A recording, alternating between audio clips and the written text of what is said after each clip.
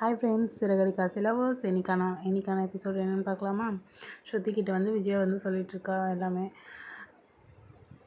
நான் மனோஜுக்கு வந்து பொண்ணு பார்த்துருக்கேன், நாளைக்கு வந்து நல்ல நேரம் பார்த்துட்டு பொண்ணு போய் பார்க்க போகிறோம். இன்றைக்கி வந்து மனோஜ் வந்து பார்த்துட்டு போனாங்க, அவங்களுக்கு பிடிச்சிருக்கான் அப்படின்னு சொல்லிட்டு. நீங்கள் நினச்ச மாதிரியே நடக்கணும்னா இந்த மாதிரி அடிப்பிரேஷன் பண்ணுங்கள், நல்லா நடக்குமா அப்படின்னு சொல்லிட்டு, நல்லதே நடக்கும் அப்படின்னு சொல்லிட்டு மீனா சொல்கிறா. நீங்களும் அந்த மாதிரி பண்ணுங்கள் அப்படின்னு சொன்னோடனே விஜயும் கூட சேர்ந்து பண்ணுறா. அதுக்கப்புறம் முடிச்சுட்டு சரி ஸ்ருதி நான் போயிட்டு வரேன் அப்படின்னு சொல்கிறாங்க. இங்கே மீனாவும் தான் இருக்குது, அவங்கக்கிட்டே சொல்லுங்கள் அப்படின்ட்டு சொல்கிறாங்க. ஐயோ அவன் முகத்தை பார்த்தா ஏதாவது ஆகிடும், நான் பார்க்க மாட்டேன் அப்படின்னு சொன்னோடனே மீனாவுக்கு ரொம்ப கஷ்டமாயிடுது. ஸ்ருதி வந்து சொல்கிறாங்க, இதெல்லாம் விடுங்க பார்த்துக்கலாம் அப்படின்ட்டு. இல்லைங்க இதெல்லாம் பழகிடுச்சு ஸ்ருதி, நம்ம வாங்க போகலாம் அப்படின்ட்டு சொல்கிறாங்க.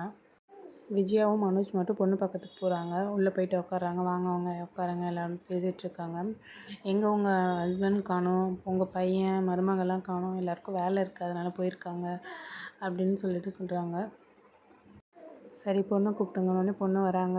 அப்படியே பார்த்தோன்னே மனோஜ் மூஞ்சி கொஞ்சம் பாருங்களேன், இது வரைக்கும் பொண்ணே பார்க்காத மாதிரி அப்படி பார்க்குறான் மனோஜ். விஜயா வந்து அப்பா இப்படி ஒரு அழகியா அப்படின்னு சொல்லிட்டு விஜயா நம்ம பையனுக்கு இப்படி ஒரு பொண்ணு அப்படின்னு அவங்களும் அப்படியே ஷாக்காக பார்க்குறாங்க. அதுக்கப்புறம் காஃபி எடுத்து வந்து கொடுக்குறாங்க, 2 பேரும் எடுத்துக்கிறாங்க. மனோஜ் வந்து ஷாக்லேயே இருக்காங்க. எடுத்துக்கோ அப்படின்னு சொல்லிட்டு விஜயா வந்து சைடில் தட்டுறா. அதுக்கப்புறமா தான் மனோஜை எடுத்துக்கிறாங்க.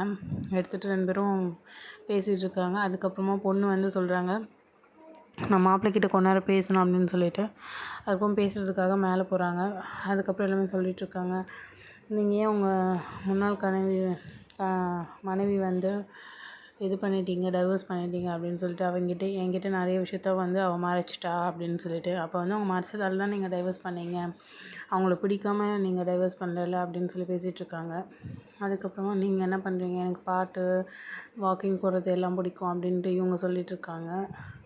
அதுக்கப்புறம் அவங்கள என்ன பிடிச்சிருக்கு அப்படின்னு சொல்லிட்டு பொண்ணு சொல்லுது. உங்களுக்கு என்ன பிடிச்சிருக்கா அப்படின்னு சொல்லிட்டு மனோஜ் கேட்கும்போது எனக்கு டபுள் ஓகே அப்படின்னு சொல்லிட்டு மனோஜ் சொல்கிறாங்க.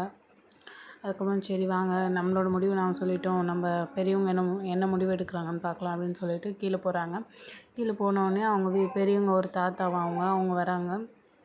அவங்க வந்துட்டு சொல்கிறாங்க, நீங்கள் யார் என்ன எதுவும் பேசிகிட்டு இருக்கும்போது, உங்கள் அப்பா எனக்கு நல்லா தெரியும், நீங்கள் அந்த ஊரா, நாங்களும் அந்த ஊர் தான். நீங்கள் வந்து எங்களுக்கு தூரத்து சொந்தம். அப்போ நம்ம சொந்தம் நெருங்கிட்டோமா, நம்ம ரொம்ப சந்தோஷம் அப்படின்னு சொல்லிட்டு விஜயா அப்படியே ஒரே சிரிப்பு விஜயாவுக்கு. அப்போ தான் ஒரு பெரிய குண்டு வந்து விழுந்துச்சு விஜயாவுக்கு. அந்த தாத்தா சொல்கிறாரு, நீங்கள் வந்து எனக்கு தூரத்து சொந்தம், இவங்க 2 பேரும் அண்ணன் தங்கச்சியாக முறை வருது அப்படின்னு சொல்லிட்டு. அண்ணன் தங்கச்சியா, இது என்னப்பா பெருசாக இருக்குது அப்படின்னு சொல்லிட்டு, சரி பரவாயில்ல நம்ம கல்யாணம் பண்ணி வைக்கலாமா அப்படின்னு சொல்லிட்டு விஜய் அப்பவும் கேட்குறாங்க. அவங்க பொண்ணோட அப்பா சொல்கிறாரு, நமக்கு தெரியலனா கூட பரவாயில்ல, இது முறை தெரிஞ்சும் நம்ம கல்யாணம் பண்ணி வச்சா நம்ம முறை கெட்டு போன மாதிரி ஆகிடும் அப்படின்ட்டு சொல்லிவிட்டு அந்த இது பண்ணிடுறாங்க. அப்புறம் 2 பேருக்கும் ஷாக் ஆகிடுது, என்ன பண்ணுறதுனே புரியல.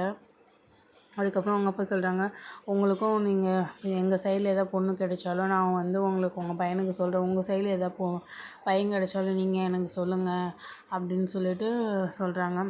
சரி சொல்கிறோம் அப்படின்ட்டு சொல்லிடுறாங்க. அதுக்கப்புறம் போகிறப்ப அந்த பொண்ணு, பெரியம்மா பாய், ப்ரோ பாய் அப்படின்னு சொல்லிட்டு அந்த பொண்ணு சொல்கிறா. இதுதான் இப்படி ரொம்ப காமெடியாக போச்சு. இவங்க ரொம்ப எதிர்பார்த்து போனாங்க, ஆனால் அங்கே நடந்ததே வேறு, அப்படியே தலைகீழ ஆகிடுச்சு. இவங்க 2 பேருக்கும் ரொம்ப ஷாக் ஆகிடுச்சு.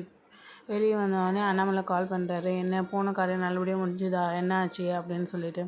அது ஏன் கேட்குறீங்க, நீங்கள் முறையாக சொல்லி என் பையனை கடைசியில் அண்ணன் ஆக்கிட்டா அப்படின்னு சொல்லிட்டு அந்த கதையெல்லாம் சொல்லிகிட்ருக்காங்க. அதுக்கப்புறம் மனோஜும் ஐயோ இந்த மாதிரி ஆயிடுச்சு அப்படின்னு சொல்லிட்டு கோட் ஷூட்லாம் போட்டு போனார். எல்லாத்தையும் கழட்டிட்டு மொட்டை மாடியில் வந்து 3 பேரும் அண்ணன் தம்பிங்களாம் சறுக்கு அடிக்க ஆரம்பிச்சிட்டாங்க. நீ ஏன்டா இந்த மாதிரிலாம் பண்ணிகிட்ருக்குற ரோகிணியே, ஃபஸ்ட்டு நாங்கள் சொல்கிறது கேளு அப்படி இப்படின்னு சொல்லி பழைய கதையெல்லாம் பேச ஆரம்பிச்சிட்டாங்க. அந்த பொண்ணு வந்து நான் அண்ணன் கூப்பிடுறாடா, போகும்போது பாய் ப்ரோ அப்படின்னு சொல்லிட்டாடா.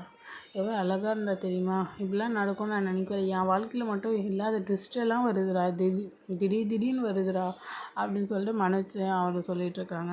முத்து வந்து ஒரு ஸ்டோரி சொல்லிகிட்ருக்காங்க, பெரிய ஒரு சின்ன ஸ்டோரி தான் ரிலேஷன் பற்றி. இவன் என்னடா இந்த பொண்ணே பரவாயில்ல போல இருக்கு, இவன் பெரிய கதையாக சொல்லிகிட்ருக்கான். போதும்டா என்னால் முடியலடா, என் வாழ்க்கை கதையே எனக்கு பெருசாக இருக்குது, நீ ஒரு கதை சொல்லாத அப்படின்னு சொல்லிட்டு 2 பேர் பேசிகிட்ருக்காங்க. இதுதான் இன்றைக்கான எபிசோட். நம்மளோட சேனலை சப்ஸ்கிரைப் பண்ணிக்கோங்க, அப்போ தான் நாளைக்கான வீடியோ வரும். நெக்ஸ்ட் வீக் நெக்ஸ்ட் வீக்கான வீடியோ வரும். தேங்க்யூ, பாய்.